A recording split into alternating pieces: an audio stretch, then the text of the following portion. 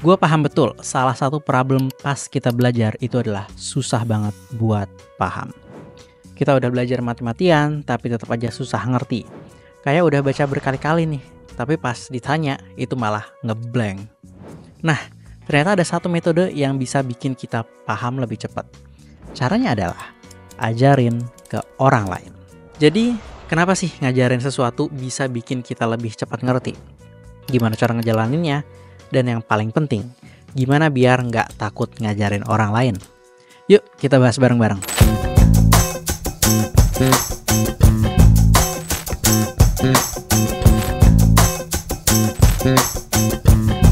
Oke, gini. Ketika kita belajar sendirian, otak kita cuma pasif menerima informasi.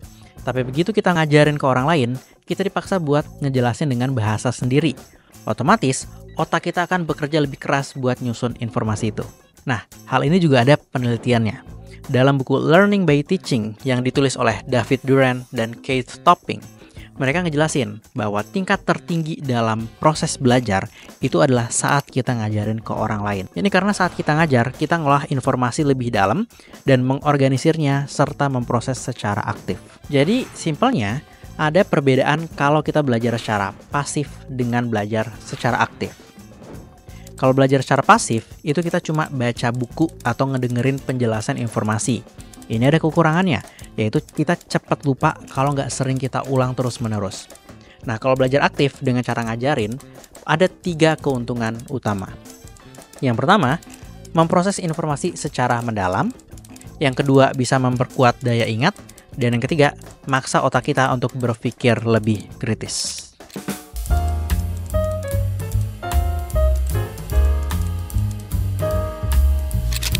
Ada salah satu teknik belajar yang namanya Feynman Technique. Teknik ini dikembangkan oleh fisikawan peraih Nobel, Richard Feynman. Metode ini bertujuan untuk memahami konsep secara mendalam dengan cara ngejelasin ulang materi itu secara sederhana ke orang lain. Kalau kita bisa ngejelasin sesuatu dengan bahasa kita sendiri, berarti kita udah benar-benar paham.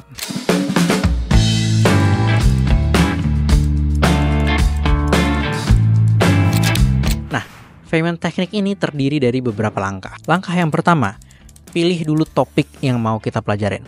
Misalnya, kita mau belajar apa nih? Tentang fotografi misalnya. Tentuin dulu konsep yang mau kita pelajarin apa. Tentuin apa yang mau kita pelajari lebih dalam. Misalnya, kita mau belajar tentang segitiga exposure-nya dulu, atau mau lighting-nya dulu. Itu ditentuin dulu di bagian awal. Yang kedua, jelasin pakai bahasa sendiri. Coba ceritain konsep itu ke orang lain, bisa ke temen, keluarga, atau pura-pura ngajarin ke boneka deh. Yang penting pakai bahasa sendiri, jangan cuma hafalan. Yang ketiga, perhatikan apa yang masih bingung.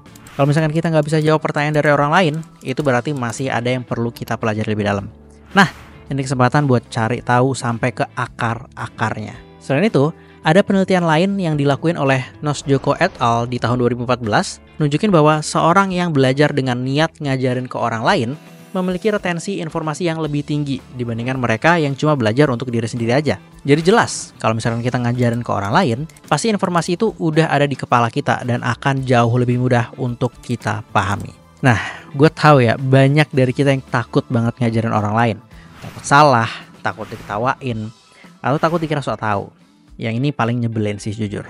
Padahal, justru dari ngajarin orang lain itulah kita jadi makin jago. Dalam dunia pendidikan, ada istilah teaching is learning twice. Artinya, pas kita ngajarin sesuatu ke orang lain, kita justru memperkuat pemahaman kita sendiri.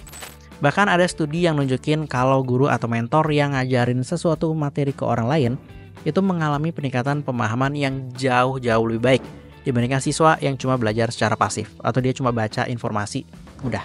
Nah, ini nih. Kalau kita salah pas ngajarin gimana?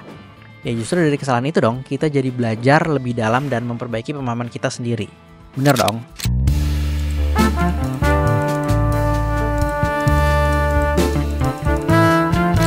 Jadi, kalau kita mau bener-bener ngerti sesuatu, coba deh ajarin ke orang lain. Gak perlulah nunggu-nunggu jadi ahli dulu, langsung aja mulai dari hal kecil. Selain itu, manfaatin juga Feynman Technique tadi buat ngasah pemahaman kita semua. Dan kalau udah coba metode ini, cerita di kolom komentar gimana hasilnya. Gue pengen tahu pengalaman kalian. Jangan lupa like, share, and subscribe buat dapetin tips belajar seru lainnya. Saya Haris, welcome to my series.